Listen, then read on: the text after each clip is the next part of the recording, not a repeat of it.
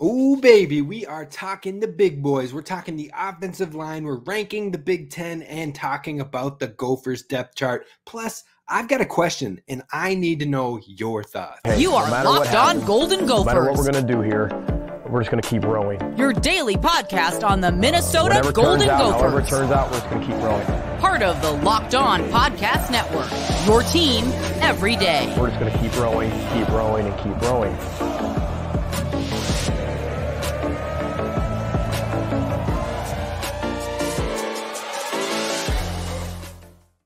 You're listening to Locked On Golden Gophers, part of the Locked On Podcast Network, your team every day. My name's Kane Rob, host of the podcast, former collegiate football video coordinator and recruiting assistant, here to talk Golden Gophers with you each and every day of the week. Monday through Friday, we've been breaking down the position groups, and today it's all about the offensive linemen. When I was back working with a college program, we like to call them the big sexies. Well, we're talking about the offensive line today, and tomorrow is the weekend, so we won't have a show, but we will have one coming up on Monday where we flip to the defensive side of ball. We'll wrap up the defensive groups next week, and then we've got your boy Tristan Spanford on the show the following week. That will be game week, Monday officially, and we will be doing season predictions. You're not going to want to miss it. Be sure to hit subscribe over on YouTube so you don't miss out on anything, and we finally hit 1,000 subscribers. The Gophers Nation fan base is growing here on YouTube, and I absolutely love it. Please let me know your thoughts in the comments. I want to know what you want to see more of, what you want to see less of, what you need to know about during the season. I've got you covered here at the channel. Now, I am getting ready to go to the gym real quick, but I had to get the Gophers show in today, so we are going to be talking about that offensive line. And I want to kick it off with a question that maybe some other fans have thought of. Maybe some others are just trust the process. But there's one thing I really wanted to get into, and that is about the youth on the offensive line. So experience, yes, we have a lot of experience in there, a lot of older guys in the room, but don't get me wrong when I say this. I love hard work. I love earned jobs. I enjoy the stories of seniors staying committed and finally getting their shot. But the offensive line is probably one of my biggest worries for the Gophers in this upcoming season. Now, everything can't be sunshine and rainbows for your football team, and there is bound to be adversity. So hear me out when I talk about this, why I'm going this direction, because I have nothing but respect for Coach Fleck and Coach Callahan, the offensive line coach. But I have a respect for how they've crafted the offensive line over the years. But I think it would be really wise for Minnesota to inject some youth into this offensive line. I find myself asking that question all the time. Should we be going with a ton of redshirt seniors, or should we try and see what we have in some of these young guns if they are close? And that's the biggest thing here. So as it stands, this year's line is filling 3 vacant starting spots. Now, those 3 openings could all be going to redshirt seniors. In fact, it looks very likely that at least for the start of the 2023 season, that we'll have 3 redshirt seniors, maybe 2 redshirt seniors and a redshirt junior. We'll see what happens there. But Nathan Bowe, who has 1 year of eligibility left, Carter Shaw, who has 1 year of eligibility left, and then Tyler Cooper is in a battle. He's got 2 years of eligibility left, and JJ Gade, who is in a battle, has 2 years of eligibility left. All of those guys are redshirt seniors, and they're in competition for the starting spots. Now, Nathan Bowe looks to have locked up the center job, but Carter Shaw, Tyler Cooper over on the left guard, JJ Gade, Martez Lewis over on the right tackle. That's what it's seeming like. That's what we've gathered from fall camp so far. Now, me personally, I have been a major advocate for Martez Lewis since his battle last season for the red right tackle position, where he himself, JJ Gade, and Quinn Carroll were all in that battle. Now, Quinn Carroll ended up winning the job. Quinn Carroll's now kicked to the inside at right guard, or so we think. There could be some times where we've seen in the fall where they kick him back out to right tackle and have some versatility in there, moving Martez Lewis into the right guard. But that's all the reason more, in my opinion, why Martez Lewis should probably get the job. He's already got the size. He's been a very positive pass blocker. I believe he had a pass blocking grade in the 80s last year, 85 point something, when he had to step in for some Gophers missing some snaps. So if you kick him into the right tackle position, you've already shown some versatility on kicking Quinn out and putting Martez Lewis in, you can get tricky with it. You can have some fun with it. Maybe you throw off some opposing defenses by shifting those guys every once in a while. That could be something fun, something different, something new that could maybe be advantageous. But the reason I really like the thought of Martez Lewis winning that position out there on the right tackle is because he's still got 3 years of eligibility left. So you have a little extra time and extra carryover from year to year with that. Now, me personally, I have been a major advocate for him. But after all that being said, what I consistently find myself asking is, would the Gophers be better off in the long term slotting younger players into the O-line if they are close to ready? That is the key caveat there. But we've heard glowing remarks about Greg Johnson, true freshman, Ashton Beers, redshirt freshman, Tony Nelson, redshirt freshman. But if they're close and the errors are few and far between, why not start building something long-term and having foundational guys on that offensive line? Because hear me, 2019 offensive line, you got Blaze Andrews, Daniel Faalele, John Michael Schmitz, Sam Schluter, and Connor Olson. That was your starting five in 2019.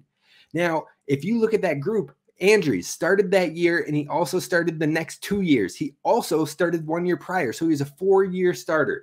Daniel Faalele started that year in 2019, and then he also started in 2021 because he did not play in the 2020 season.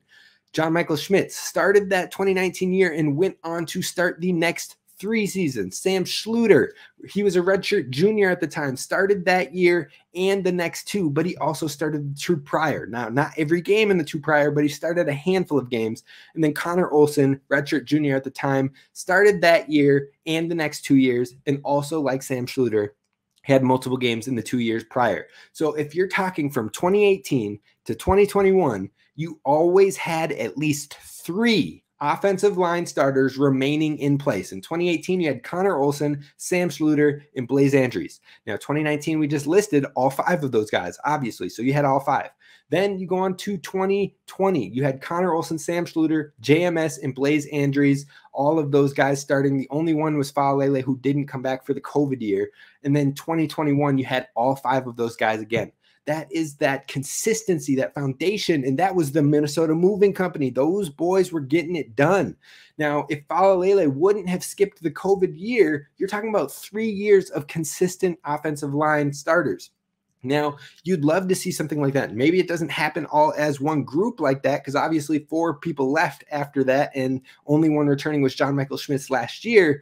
But what I'm saying is, can we get pairings of 2 or 3 where you can really have that solid foundation and then add in with youth that is ready to play? That's kind of where I would love to see this thing go. But as it currently stands, last year, Minnesota replaced 4 offensive linemen. Now heading into this year, once again, we are replacing 3 offensive linemen, and there is a possibility that they could be replacing another 2 to 4 offensive linemen next year, depending on how the year shakes out. Because if Ariante Ursary and Quinn Carroll have phenomenal years, maybe they get NFL looks. If those 2 get NFL looks and Nathan Bowe starts and Carter Shaw starts, they both are on their last years of eligibility. That's 4 guys that could be departing right there. Right there, you could have potentially 4 guys leaving once again. And it is hard to find consistency and gain that emphasis on the offensive line, that extra chemistry that you've seen from this Gophers group in the past, without having some sort of youth movement at some point.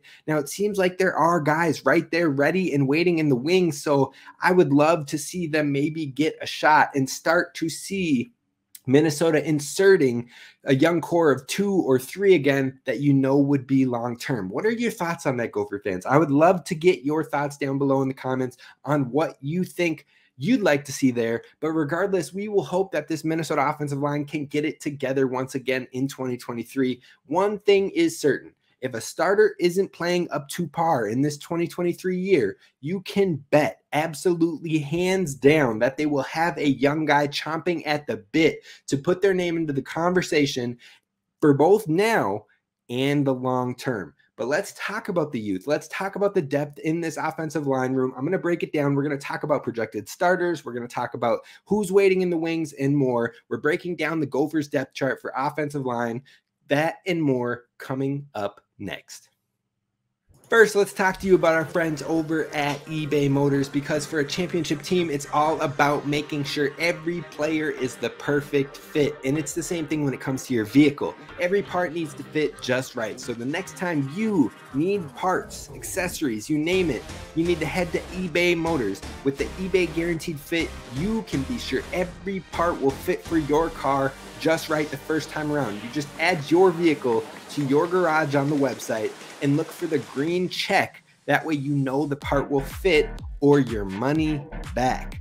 Now, who doesn't like that certainty, that assurance that you're going to be taken care of the first time? I know I do, because just like sports, confidence is the name of the game when you shop on eBay Motors, and it comes with over 122 million parts to choose from, so you know you're going to be in the game in no time. Get the right parts, the right fit, and the right prices on ebaymotors.com. eBay Guaranteed Fit is only available to U.S. customers, eligible items only, and exclusions do apply.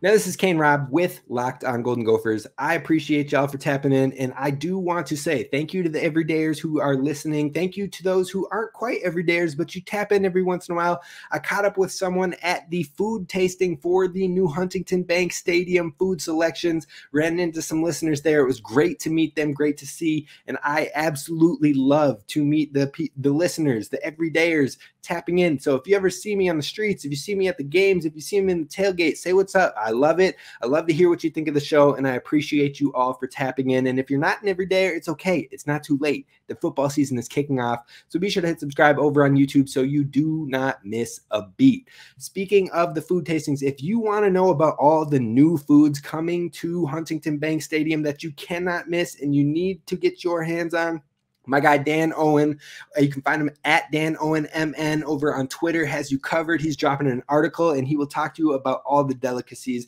There were two, folks. There were two that I was just like, oh, this has got to have it, got to get it. So definitely check that out, including the strawberry shortcake nachos, if I do say so myself. But let's talk about the offensive line depth chart. Now, when we're looking at the starters, it's looking like it's going to be Ariante Ursary at the left tackle, just like last year. Then you're looking at left guard. A battle is still going on with Tyler Cooper and Carter Shaw. We don't have a definitive answer on who will win that job. If I had to go with my gut, if I had to go from the practices we've seen and what things seem to be playing out as, I would put Tyler Cooper in that position. I think Tyler Cooper might get the first shot at the left guard spot. Nathan Bowe comes in at the center, Quinn Carroll at the right guard, and then you've got the right tackle battle between Martez Lewis and JJ Gaudet. Now, you already know kind of where my loyalties lie, and that's not to say I don't like JJ Gaudet. I just think Martez Lewis brings some skill sets that maybe others on the line don't bring, and it's something that can very much help this unit gel and have different strengths to play on. He's also a massive man, and I think he can be a very effective pass blocker, which is what the Gophers will be looking for and looking to do more of in the 2023 season. Now, either way, whoever locks in there, whoever doesn't will be the backup right tackle position. Maybe even you see some rotation and some movement with those pieces as well. But you move to the twos because most people already know about the starters. They've got an idea about those players. They've heard about Ariante Ursary and his talent and his versatility, and you've seen him in some trick plays in the spring games. Everybody knows Quinn Carroll. We know he came from Notre Dame. We know he has stepped up last year. He made third team Big Ten for, I believe, the coaches poll, and then the media poll, he got an honorable mention. So they've got the experience coming back. Nathan Bowe is a leader amongst men. He is going to step in for John Michael Schmitz's absence, and I think he is going to hold it down. It's just the new positions or the new starters outside of that. That's where the question mark lies, but we have battles going on. But when you look at the twos, that's where you're seeing a lot of this youth, a lot of your Tony Nelson, who is a redshirt freshman from the 2022 class. You've got Greg Johnson, a true freshman from the 2023 class, slotted in at the left guard right now. You've got Cade McConnell, who's been taking more and more and more snaps at center for the twos when it came to these Gophers fall practices. And then you got Ashton Beers, who played a lot at the right guard position. He's also, I've seen him kicked out at the tackle at times, if I'm not mistaken. Sometimes it's hard with all the numbers and rotations and everything, but Ashton Beers works in at that right guard very often. And then you see either Martez Lewis or JJ Gaudet, whoever doesn't win that battle, as the right tackle in the twos. That's a solid group. You're talking about that youth movement that I'm talking about is right there in the twos. A redshirt freshman, a true freshman, a redshirt freshman, and a redshirt freshman. That's 4 right there. All freshmen of some sort stepping in for your twos. So if one of these guys in the starting positions isn't ready, if those battles that we've been hearing about all fall, neither one of them can get the job done, the youth movement could be coming. This is a lot of talent, a lot of muscle, look, this room we've heard a lot about with these young guys. And Coach Fleck has talked about how these recruiting classes keep getting better and better and pushing for more time earlier because they're coming in more ready to play. And the more I hear that, the more I would love to see them on the field sooner. Regardless, it feels like the Gophers' depth is in good shape. It's just, what is the upside of the offensive line right now? Is it just steady and it's holding things together, or will it be something that can be an advantage? So we've talked about that 2 deep. We've talked about the 1s and the 2s, but who are the depth players? Who are the future players to keep an eye on? Well, you've got 3 scholarship players that sometimes work in. Haven't seen too much from them in the fall so far, but that's Spencer Alvarez, Logan Purcell, and Tyrell Wallace. All 3 of them are scholarship players. They've been in the last few draft or recruiting classes now, but I haven't seen them in the team periods too much. But when you're looking at the 2023 class, the true freshmen coming in right now, the other players outside of Greg Johnson are likely to redshirt, but you'll see a lot more insight on them next year. So I just wanted to get those names in your head right now. You got Jerome Williams. He's been taking some snaps at center with the Rovers. I think he's still got to get a little bit bigger. He's still putting the playbook together, but it's definitely promising to see him working in there. You've got Phillip Daniels. He's caught my eye in some of the Rofer periods early as well. Reese Tripp is one of the guys, and De'Eric Mister is also another true freshman. Those are the 4 others. They've been running with the Rofers. They've been getting in the work. They've been getting into the playbook, and this is their first fall camp. Those guys, only one of them was a early enrollee, and that was Reese Tripp. So the rest of them are still coming along. They're still learning, but there is a lot of talent and a lot of potential in that room. And then beyond them, you've got 2 walk-on grinders in Jackson Hunter and Jackson Rushmeyer. I've seen both of them get reps with the 2s and the 3s on occasion from spring and fall camp. Now, it doesn't seem like they're making a play at snaps this year, but it is good to have the depth overall. Then the future. So we've talked about those 23s. Some of those guys eventually could end up starters, just like we've seen grow from a Nathan Bowe, from Tyler Cooper. So guys can work their way over the years into starting opportunities. So don't count anybody out is the biggest thing. But the one thing I did want to mention is there is a 3 offensive lineman class in the 2024 class for us as well.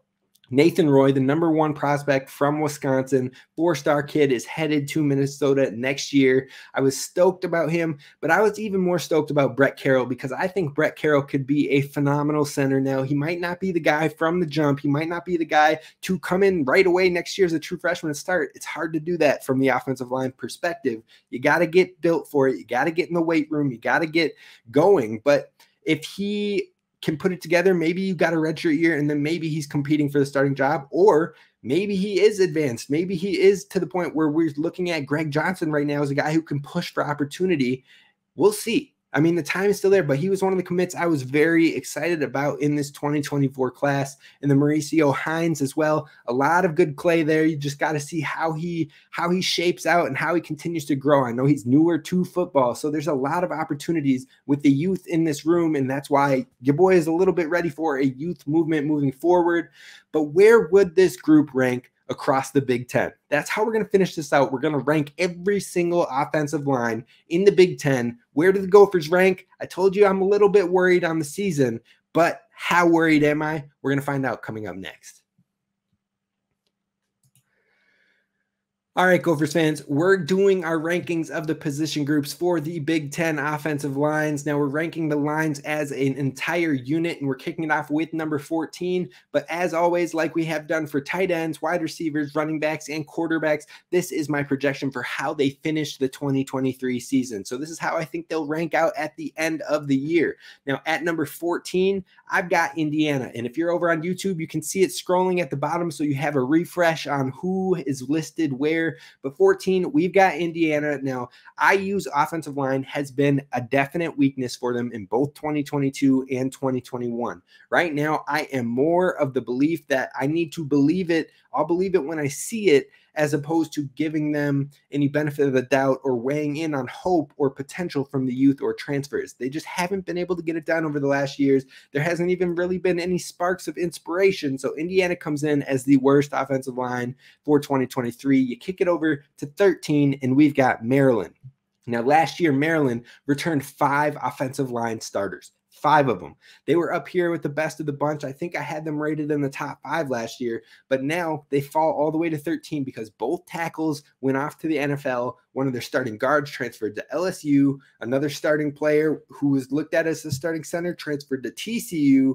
Now, they've got some young players like DJ Glaze who brings some upside and looks to be locked in at the tackle position, but it seems like they're really, really relying on a lot of unproven players for 2023. That's a challenge, especially when you play in the last year of the Big Ten East, taking on Ohio State, Penn State, Michigan, and who knows if Michigan State can put stuff together again this season. It will be a difficult go for that O-line, and they will have a challenge. Got them at 13. We come to 12, and I've got Northwestern. They've got Dom D'Antonio. He had spot opportunities and cleanup work last year. Josh Preeb, he was a starter last year until he was hurt. And then they've got Caleb Tiernan, who started from week 9 on. So they've got players who have put in starts and have experience on the field. Now, that should at least give them a solid foundation as they continue to try to shape things out moving forward. I really like redshirt freshman Nick Herzog. He could be a special player, but if he doesn't win the job, then you're looking at a veteran player like Zach Franks who could hold it down as a veteran on the tackle position. And then we move over to number 11. 11 is Iowa. Now, it's wild to think that an Iowa offensive line has all 5 starters returning, and I've got them outside the top 10, but I believe Iowa's offensive line was a big sieve last year when it came to allowing pressures, not really giving the quarterback a ton of time. And so they will need some big time development and some leaps towards progression in order to have a higher finish in 2023. It isn't impossible. I could see them finishing up at 8 or 7 or so, but they've got to get better. They've got to get the chemistry down and protect their new quarterback in this upcoming season.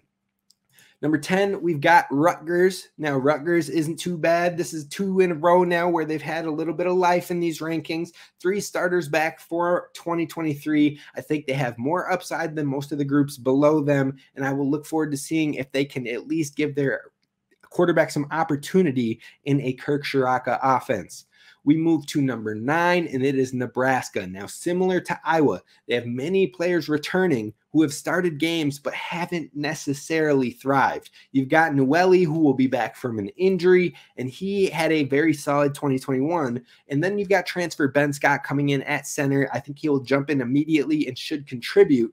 It will be interesting to see if their scheme change with Marcus Satterfield at the offensive coordinator and Matt Rule coming in maybe plays to the O-line's favor, which helped bump them above Iowa, who I referenced, and Rutgers, because maybe that scheme change can help some of these guys be more productive and more effective in the upcoming season.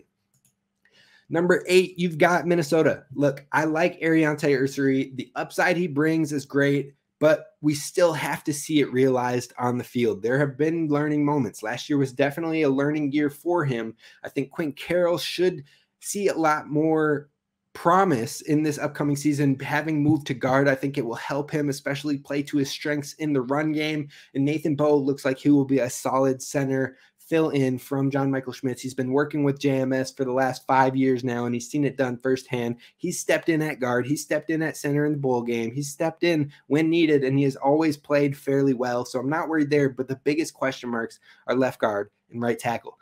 Now, there's opportunity. There is experience in the room. There is youth in the room, but I do have a little concerns when it comes to the Gophers. We move into number 7, and I've got Illinois. Illinois loses 2 starters in their center and their right tackle. That being said, they have 3 starters returning who played 962 snaps, 843 snaps, and 766 snaps. So they've got some experience between those 3 offensive linemen. Plus, you've got a JUCO transfer coming in who is ranked the number 1 in the position ranks and number 19th in the nation for JUCO players coming into the Division I level of the game. I think he'll likely start at center, so he should be a solid piece for them. They've got a decent line over there at Illinois.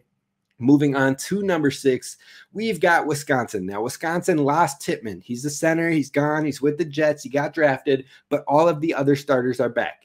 And then you've got a transfer in Renfro who will likely play that center position, but it sounds like he may have been hurt in this fall camp. I don't know how severe or to what extent, but maybe that could take a ding on their offensive line and who is snapping the ball to the quarterback.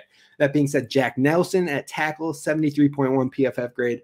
Michael Furtney, 67.2 PFF grade. Tanner Bortolini, 74.3 PFF grade at the guard. And then Trey Wettig, 73.7 PFF grade. So all solid PFF grades when it comes to the O-line. They could get better with the scheme change, but it could also hurt them because switching from a more run-heavy approach to a air raid passing style approach can maybe create a little bit of communication issues. It's a completely different approach to how you approach the offensive line. Now, the wide receivers shouldn't have any problem. The running backs shouldn't have any problem. If any problems come from the scheme change, it's going to be at the offensive line unit. And that's why Wisconsin comes in at 6 for me instead of the top 5.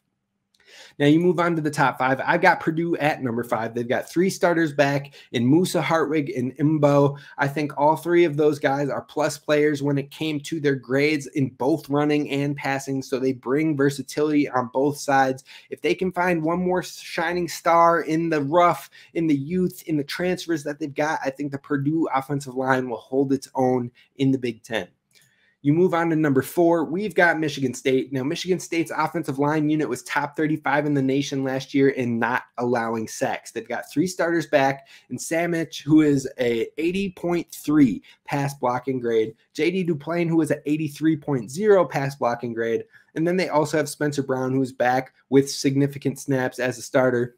And then you got one player who didn't start, but he got in the rotation in Gino Vandemark with a 90.3 pass blocking grade. They've got some great pass blocking players on this offensive line for Michigan State, and it's why they come in at number 4 for me.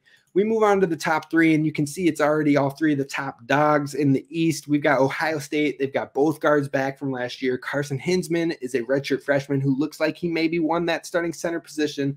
And then Tegra Tishabola, he could be a really good player on their offensive line. I'm not sure if he will make a start, if he will get the job this year, but there's potential. They've also got some seniors and some transfers that could step in, but it looks like transfer Josh Simmons is making a very strong case to play at one of the tackle positions as well. I think with that returning 2 guards plus that high upside freshman at center, if you can find a little bit of stability out there on the tackle position, which Ohio State has been able to do over the years, they're going to be just fine in the top 3 unit in the conference.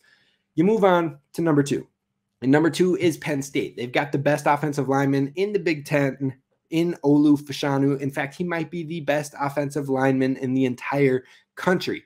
And then they've got some upside in a guy like Landon Tengwall. Now, he's been injured in the offseason, but it sounds like it's maybe more minor. He's a young offensive line with big promise. You've got Wormley back, who was a starter last year. You've got Newzard, who played a lot of snaps last year, and he's stepping into that center role. 4 guys that I think will show really brightly, but they can't outdo our number 1, and our number 1 is none other than Michigan. Now, Michigan is a 2-time Joe Moore Award winner back-to-back these last 2 years, and that is an award given to the best offensive line unit in the country. They've done it for back-to-back years, and they can't be unseated until someone can prove they're better. That's plain and simple. They have 6 guys who could potentially be drafted next season, so it's safe to say they run away with the number 1 rank. Now, next week, we're kicking it off with defense. We're starting with the defensive line. It's going to be a good talk. The defensive line for Minnesota is one of my most exciting groups to see in this season, and I'll tell you all about why next week. Be sure to hit subscribe over on YouTube. Follow wherever you get the podcast. Leave a 5-star review. It's almost football time, folks. Row the boat, Scotty, my Go Gophers, and as always, don't forget to subscribe.